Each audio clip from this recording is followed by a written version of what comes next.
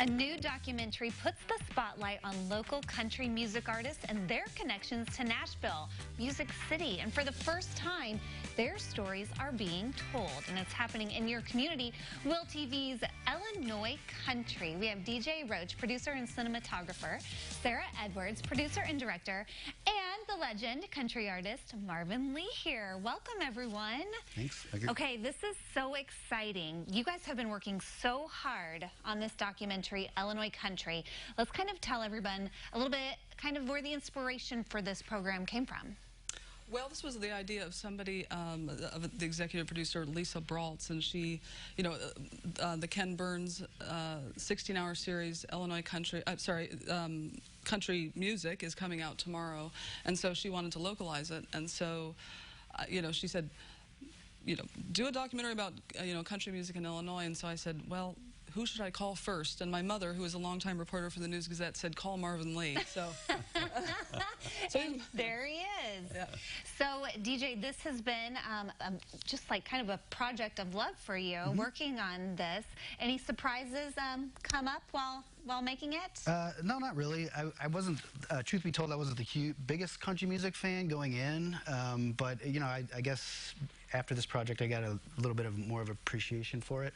I think one of the biggest surprises, I don't know if it's a surprise per se, but one of the things we did in this movie was we kind of commissioned, I guess, or had the idea to create an original song that is, and we kind of follow, and that's part of the documentary, is we follow the creation of a song from beginning to end, from the songwriting to the various demos, and then you'll get to see the kind of the polished form in that. So I guess that was one of the kind of the bigger surprises. and we got some real heavy hitters to record the final songs, including Really?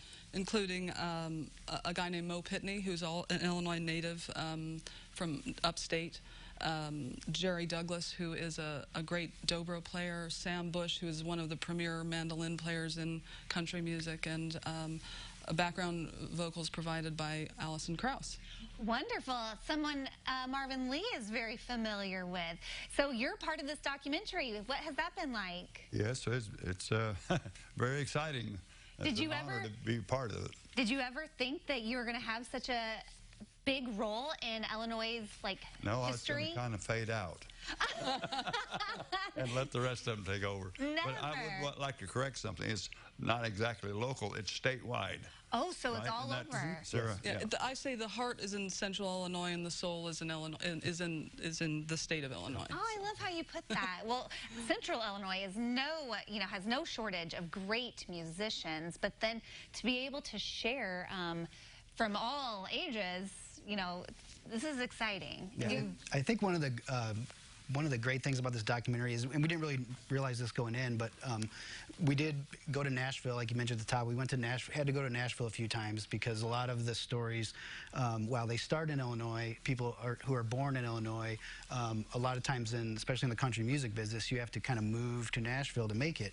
And one of the interesting things that I think we found out from Illinois artists in general, I think, is that there's a very unique sound to Illinois. Like while they may live in Nashville and they may have, you know, different career paths, there's a very distinct kind of feeling of like being from the Midwest that kind of shows throughout their music. Whether they're songwriters, a lot of musicians maybe don't make it as big names as far as performers, but we tell stories about people who've made it as a songwriter for other people, which is, you know, to a lot of people is, you know, a measure of success. David Lee Murphy, for example, is one person who we interviewed here at the State Farm Center when he came through, and it was a great interview. He is primarily a songwriter, and he's had a lot of his songs cut by major country music stars, but he's also, of course, a great performer himself, and it was a wonderful shoot because DJ got one of the great shots of the documentary